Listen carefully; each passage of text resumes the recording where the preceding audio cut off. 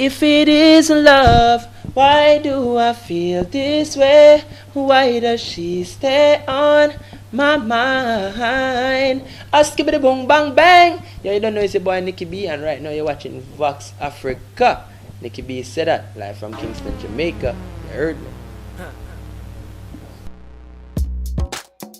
Well, I got into music by accident actually, and I was at the studio, studying engineering. My dad's studio, Grafton Studios in Jamaica. I was studying engineering there. I wanted to produce at the time. My dad was just like, yo, every good producer has to be a good engineer. He was just giving me examples of himself, Tony Kelly, Dave Kelly, all talented producers but great engineers. And I was there, Beanie Man was there, he was working on a song and for some Swedish producers, and he wanted a chorus, but he wanted the chorus to have a singer. And at the time they had an idea of what they wanted to do, but they had no singer. So Beanie Man was just like, yo, I need a singer to sing this, and everybody was just like, Nicky. And I was just like, no, I'm not a singer. Anyway, they forced me to go in there and I sang the chorus. Everybody loved it, and it was just, it was just a whole different vibe just to see everybody just enjoying themselves, and enjoying what I was doing. It just kind of made me feel like, yo, alright then, this is what I need to do for the rest of my life. If I can impact this, just the room of people, imagine, what I could do to the world, So that's how music found me. In music, when I started to do that, I wanted to be different, and I listened to what was in the marketplace at the time, and everybody was going either traditional dance or traditional reggae. I wanted to take some of my influences that I had, and kind of blend them all together. So, taking, the R&B aspect, which is the Craig David and the Marvin Gaye, and, all these great, phenomenal singers from the US, and mixing it with Barrington Levy and Beres Hammond and Maxi Priest. So I just decided that I was going to create a genre of my own, R&B, rhythm and dancehall, and I just started messing around with it. It actually took me probably 5 years to get it right, where I came up with a formula, which is making it very easy to understand, by different people. Whether no matter what language you speak, it's always easily understood. So it took me a minute, but we got there, and I'm very happy about it. But it's just basically taking different influences, meshing the R&B and the dancehall, blending it in one pot, still keeping the authenticity of the Jamaican music, so still highlighting my culture and where I'm from, but at the same time, putting a little, jazzing it with a little bit of R&B vibe.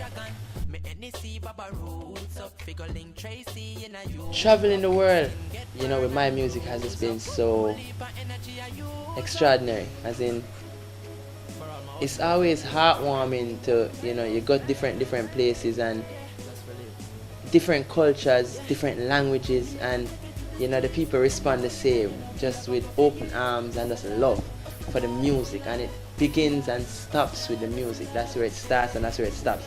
They just love good music, they love good entertainment, and it's always been, just fun, as in to just see different cultures. You go different places, you go different, countries, and you see how, people live.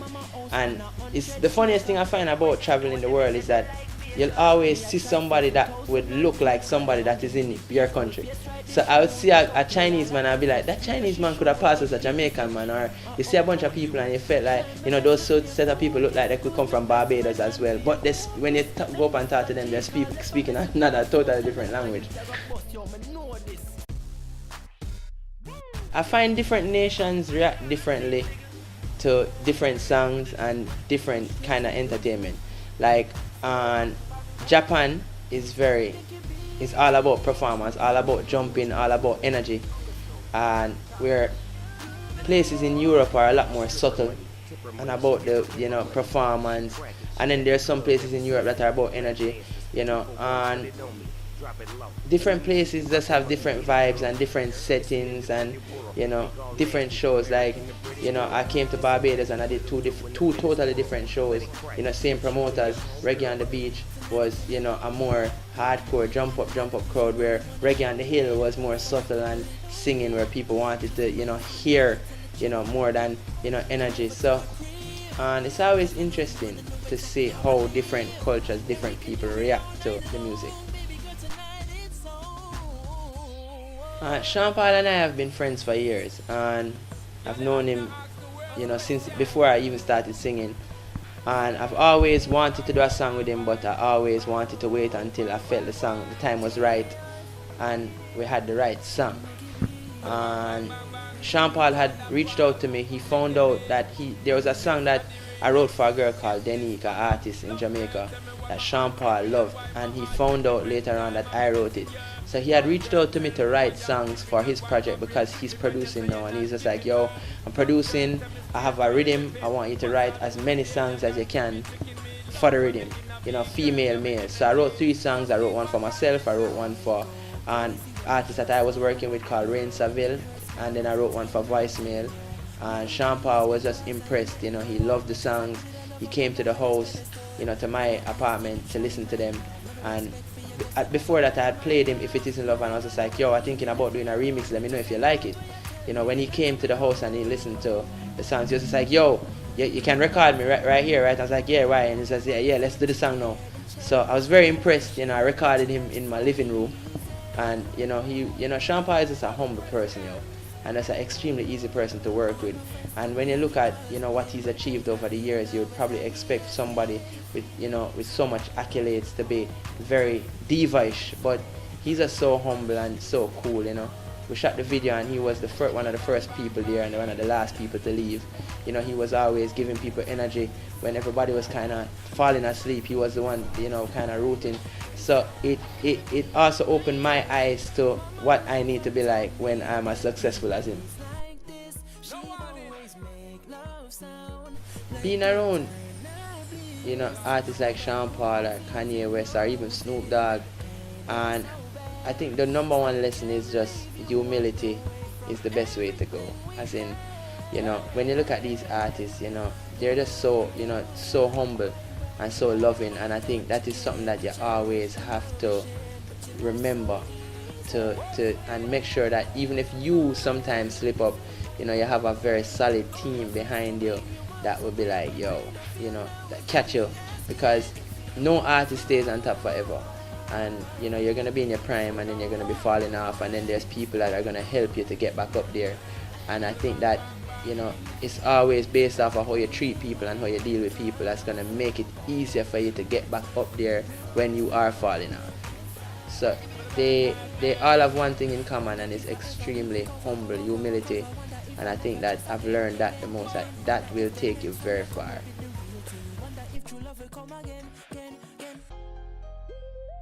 I'm a fan of music, so wherever it's coming from, whether it's Africa, whether it's the UK, whether it's Europe, I'm a fan of good music. And I think, I love the Afrobeat, I actually want to do a couple songs, in that genre. But I think all of these artists are extremely talented, and I love how they're collaborating with Jamaican artists, now. And I hope that it continues to happen, because one thing about Jamaican artists especially, we have always bigged up Africa, especially because the Rastafarian culture is so big in Jamaica. You always have artists that even have never been to Africa always talking about the motherland. So I think it's important that we connect with the artists over there. Caribbean music scene is very eclectic, it's very hybrid, and it's very fast paced. And the music in the Caribbean is extremely, as I said, fast paced, as in you have constant music being pumped out, especially even Jamaica. Like every day you have a new rhythm, and this rhythm consists of 8 to 15 songs, 8 different artists, 15 different artists on the same rhythm. So I think the Caribbean music scene is very hyperactive, I'll tell you that, and it's very progressive, as in, and there's a lot of music, a lot of work being done by Caribbean artists constantly, day in, day out. So it's alive, I'll tell you that much.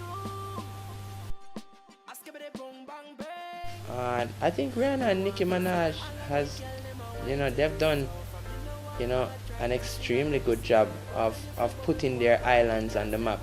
It's so easy to get sucked into a world of forgetting where you come from, especially when you've gotten to the point you're a superstar. And I think what has impressed me personally with Rihanna and Nicki Minaj is that even in their music they always seem to go back to just making sure they highlight that I'm from the Caribbean. So even if you hear Rihanna on a dance track, then you'll hear her with another track, you're the one and then okay, she's not, she's an island girl. Nicki Minaj, she will do, her Creole thing in the middle of, rapping. So, and I think they've done an extremely good job, and I hope they continue to do it because it only helps, other Caribbean artists that are trying to get their foot through the door. I'm happy that the UK artists have started to link up with Jamaican artists. Hopefully they'll come and they'll not only do songs with the artists that from Jamaica that have made it on BET or MTV, but they'll actually come to Jamaica and research artists that just good artists on a whole and the good songs. And I respect Chipmunk. I actually think he's very talented. Mavad is a good friend of mine. So, and I definitely see, I love the fusion. I think even just the difference of accents, with the Jamaican accent and the British accent is actually pretty cool. So, hopefully the UK will continue to venture in the Caribbean islands and continue to do work. I'd love to do a song with Chipmunk, and not only because I respect him as an artist, but I think in terms of our demographics are the same in terms of who and the marketplace, and I think we cater to mostly young women. So I think that and a collaboration with him would be hot. And as I said, like I'm up for making music, so it doesn't matter to me, as in somebody from the UK that I've always dreamt of working with. One of my favorite artists in the world is Craig David. That would be a dream come true. So I'm up to working with whoever, it doesn't matter. Ultimate collaboration, I definitely say R. Kelly. Like, that's the boss for me. Like, that's one of my favorite artists, if not my favorite artist in the world. I definitely love to collaborate with R. Kelly. There's so many artists, the list is just so long of people that I would love to work with. But off the top of my head, Craig David, R. Kelly, Ludacris. I'd love to work with Drake. I think Drake is fabulous as an artist. Well, 2012 for Nicky B is going to be a very interesting year, and it's going to be a very fun ride, I can tell you, because I've gotten a lot more into producing myself again and production on a whole, and new management team, management, that have not failed to make sure that I'm always doing something. I'm always on my toes. So it's just more work, it's just more positive energy, and it's more positive vibe, more studio, a lot of songs, to add to the millions that we have already. But it's just, more songs, more music videos, more energy, more vibe, Yo, you don't know, it's your boy Nicky B, dancer, reggae artist out of Kingston, Jamaica, son of Mikey Bennett, Grafton Studios, baby. You don't know, Kingston stand up.